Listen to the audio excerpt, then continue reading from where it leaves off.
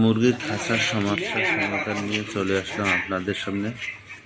তো অনেক খামারি ভাই বোনেরা আমাকে প্রশ্ন করেছিলেন যে ভাই মুরগি সংগ্রহ করার পর খাঁচা কুমিল্লা ঠিকভাবে বানাতে পারতেছি না, যদুবাজার ঠিক আছে।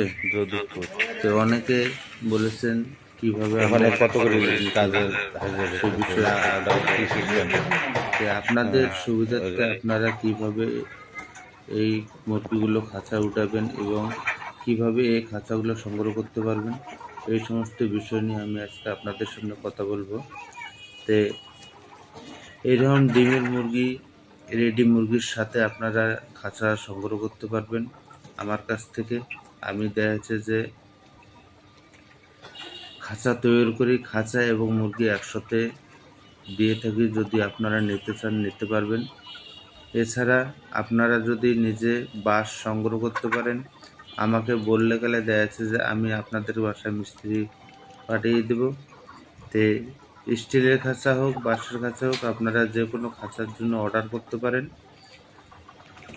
অল্প খরচের মধ্যে আপনাদের খামার এবং প্রতিষ্ঠান তৈরি করে দেওয়ার চেষ্টা করব। তে আমি যেভাবে আমার নিজের খামারগুলো গড়ে তুলেছি, ঠিক সেভাবেই আপনাদেরও কম খরচের মধ্যে আমি খামার করে দেওয়ার চেষ্টা করব। তে লোহার খাঁচা হচ্ছে আপনাদের দেয়া আছে যে দীর্ঘদিন 10 বছর বা 15-20 বছর পর্যন্ত লোহার খাঁচা থাকে, কিন্তু বাঁশের খাঁচা অতদিন থাকবে না। বাঁশের খাঁচা দেয়া আছে যে আপনাদেরকে প্রথম ব্যাচ করার পরে 2 বছর পর আবার রিপেয়ারিং করতে হবে। 2 বছর পর রিপেয়ারিং করলে আবার 2 বছর পালা যায়। দেখা যাচ্ছে যে বাঁশের খাঁচায় আপনি 4 বছর এই মুরগিগুলোকে রাখতে পারবেন। এই জন্য আমি বলি, যদি আপনাদের ক্যাশ থাকে তাহলে আপনারা স্টিলের খাঁচা করুন, আর যদি ক্যাশ অল্প হয় সেক্ষেত্রে আপনারা বাঁশের খাঁচা দিয়ে শুরু করুন। আস্তে আস্তে দেখা যাচ্ছে স্টিলের খাঁচা আপনারা তৈরি করে নিতে পারবেন।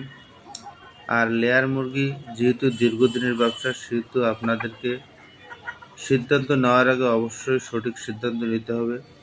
এমন জায়গায় সিদ্ধান্ত নেবেন না যেখানে আপনারা খামার সঠিকভাবে পরিচালনা করতে পারবেন না এবং আপনাদের খামারে কোনো রকম সমস্যা হতে পারে। এরকম জায়গায় আপনাদেরকে খামারের সিদ্ধান্ত নেওয়া যাবে না।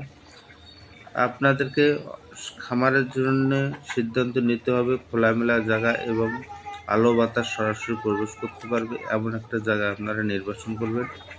আর সবথেকে লাভবান হচ্ছে যদি আপনাদের মৎস্য ফিচারি থাকে বা মাছের খামার থাকে। আমি জোর দিয়ে বলবো আপনারা আমার কাছে আসেন, আমার কাছ থেকে সঠিক সিদ্ধান্ত নিন, আপনাদেরকে আমি সঠিক ব্যবসা দাঁড় করিয়ে দেবো ইনশাল্লাহ। সঠিকভাবে যদি আপনারা খামার পরিচালনা করতে পারেন, সঠিক গাইডলাইন মেনে যদি চলতে পারেন, আমি মনে করি আপনাদেরকে আর পিছনের দিকে তাকাতে হবে না, আপনাদের পুরো লাইফ সেটেল হয়ে যাবে ইনশাল্লাহ। তাই বলি, আবারও বলতেছি, যাদের মৎস্য খামার বা মাছের ফিশারি আছে তারা অবশ্যই আমার স্ক্রিনে দেওয়া নাম্বারে সরাসরি যোগাযোগ করে আমার খামারে এসে দেখে এবং আপনারা সঠিক পরামর্শ নিয়ে খামার করেন। আপনাদের দেখা গেছে যে খামার অতি দ্রুত দাঁড়ে যাবে এবং সঠিকভাবে লাভবান হতে পারবেন। ধন্যবাদ।